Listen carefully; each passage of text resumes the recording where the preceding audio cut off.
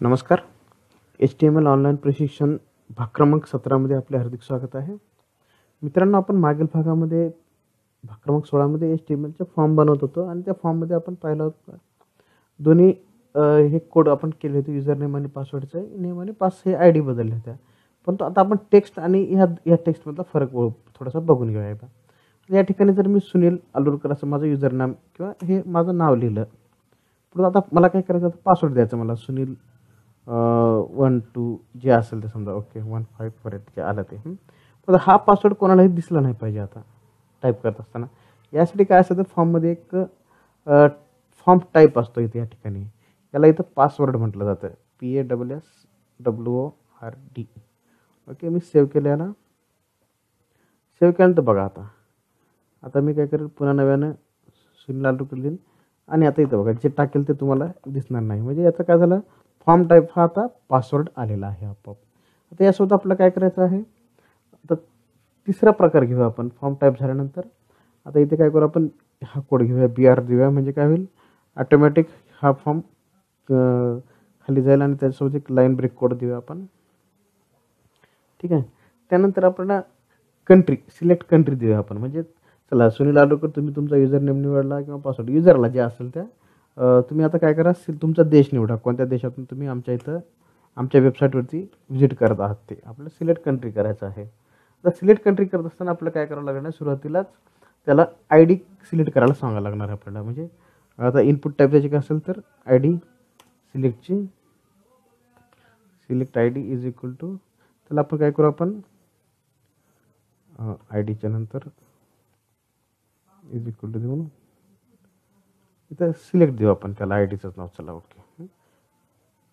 आता त्याच्या खाली बघा, आता याला क्लोज करून टाकू द्या आपण सिलेक्ट बॉक्सला. इथं आता आपल्याला ऑप्शन द्यावं लागतील. ओके, त्यानं कोणत्या देशाचं आहे हे आपल्याला, त्याला देशांचे नाव आपल्याला निवडायला सांगायचे आहेत. हा ऑप्शन मी ऑन केला, हा ऑप्शन मी क्लोज केला. ओके, इथे या ठिकाणी हे करून हे झालं ओपन आणि क्लोज. आता या ऑप्शनमध्ये आपल्याला काय लिहायचं आहे, व्हॅल्यू द्यायचा आहे. आता त्याचा व्हॅल्यू हा जमा जो होणार असतो तो, या व्हॅल्यूला काय करू आपण, इंडिया, आणि इथं इंडिया देऊ आपण असं. ओके, आता एकदा बघूया आपण. आता इथे सुरुवातीला काय करत सांगतो, कंट्रोल एस केलं आहे मी. हो का, इथं युजर नेम आलं, पासवर्ड आलं आणि आपण त्यांना काय सांगितलं, युजरला देश निवडा असं सांगितलं. आणि इथं फक्त आता आपण काय केलं आहे, इंडियाच ठेवलेलं आहे फक्त. आता आपण काय करू, इथं ऑप्शनमधून आपण दुसऱ्या देशांची पण नावं या ठिकाणी वाढवू शकतो. चला इंडिया झालं. आता काय करू, नेपाळ करू.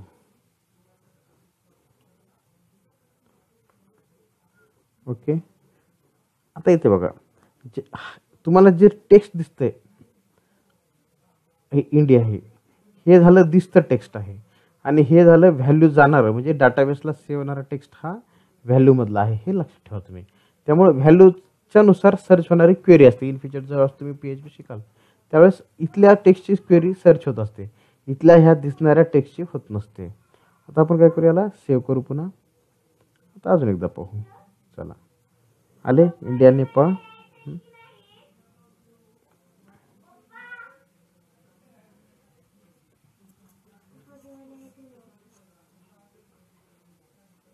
सगळं झालं नाही कॉपी. चला आला आता जपान.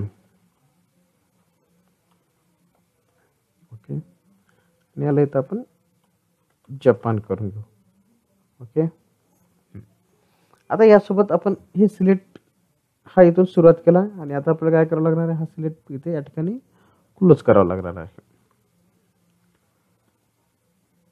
म्हणजे आता आपण हा सिलेक्ट बॉक्स या ठिकाणचा क्लोज झालेला आहे, सुरुवात केलेला आपण. ओके, आता त्यानंतर आता काय पाहिजे, यासाठी एक बटन पाहिजे. ज्यावेळेस तुम्ही एवढं करता त्यावेळेस सबमिटसाठी एक बटन लागतं. ते बटन, आपण बटनचा कोड काय आहे ते बघून घ्या. आपल्याला नेहमीप्रमाणे हा फॉर्मच्या हा खाली आला पाहिजे. ब्रेक करूया या ठिकाणी, /ब्रेक. ओके, आणि पुन्हा लाईन ब्रेक करूया आपण. ओके, चला झालं आता. आता आपल्याला सबमिट बटन देण्यासाठी आपल्याला काय करावं लागणार, इनपुट टाईप द्यावं लागणार. आता input type is equal to submit. Okay, submit झालं. तर याला काय करू आता, आय डी देऊ. I D is equal to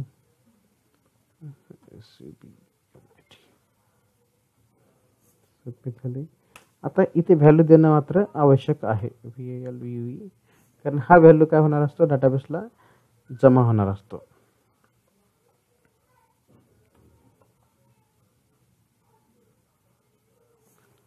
submit आणि पुन्हा क्लोज करून टाकून देऊ. ठीक आहे. आता कंट्रोल एस केलं आहे मी. हां, हे झाले टेक्स्ट बॉक्स. हा झाला पासवर्डचा टेक्स्ट बॉक्स. आणि याला काय म्हणायचं आपण, सिलेक्ट बॉक्स म्हणायचं. या तीनपैकी आपण एक सिलेक्ट करायचं आहे. याप्रमाणे अनेक फॉर्मचे फील्ड्स आहेत. त्या आपण अनेक फॉर्मच्या फील्ड्स आपण काय करत जाऊ, हळूहळू शिकत जाऊ. आपण या भागामध्ये आपण भाग नंबर 16 आणि 17 मध्ये आपण HTML मध्ये फॉर्म कसा तयार करावा याविषयी आपण माहिती घेतलेली आहे. अधिक व्हिडिओसाठी आपण ZPGuruji.com ला भेट द्यायची. धन्यवाद.